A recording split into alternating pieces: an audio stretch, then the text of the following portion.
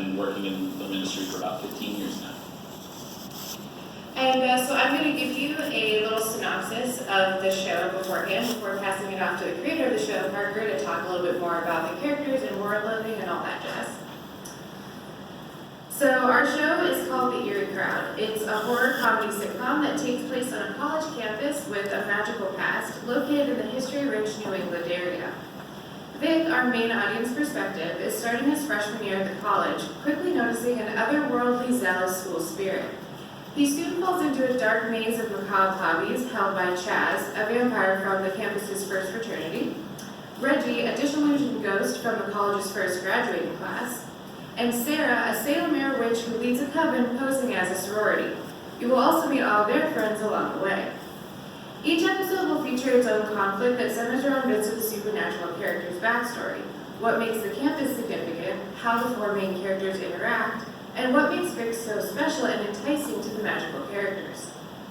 Each character's powers and backstory act as allegories for broader topics such as gender identity, queerness, gender norms, and overall otherness in the setting of a college campus where everyone's trying to discover who they are. Currently, this project is in the early development stage. While we have broad concepts and characters we'd like to tackle, we're hoping to assemble a team of diverse writers to help us authentically flesh out the story, characters, and themes. Now I want to pass it up to Parker to talk a little bit more about it. Thanks, Liam.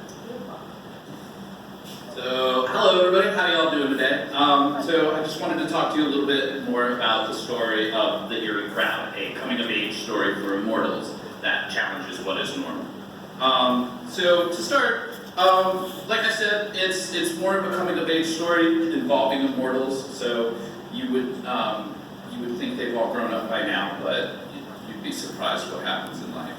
So our story centers around a character named Vic, who's a college student just getting involved with everything in life, and he's trying to find his own way. He quickly finds himself at a party where he meets Chaz the vampire, who, as we said before, is part of one of the first fraternities on the campus. He was turned into a vampire during a prank and subsequently locked in a coffin for hundreds of years and released by the contemporary owners of the house that he was hidden in for some time.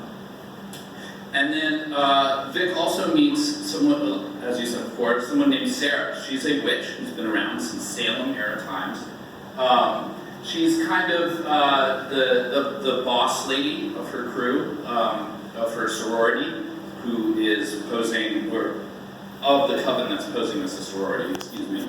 And basically, they're both interested in Vic because they have their own sets of macabre hobbies. Chaz is your basic, he could be best described as a hipster. He likes everything DIY, is trying very hard to reacclimate to society and fit in.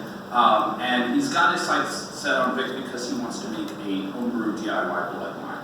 Whereas Sarah, the witch, has her sights set on Vic because she needs to make a plant to sustain her immortality using his youthful blood. As we mentioned, you'll meet a lot of characters along the way, one being Reggie, who is Chaz's roommate.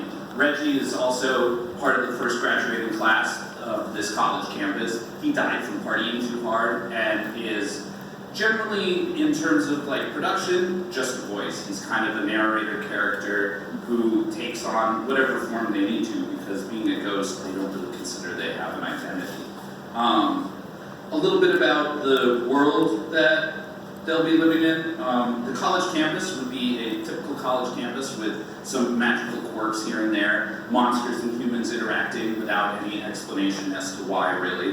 The frat house where Chaz lives and became a vampire would be more or less the center point of the story. A lot of the main plot details that would happen there, generally during parties.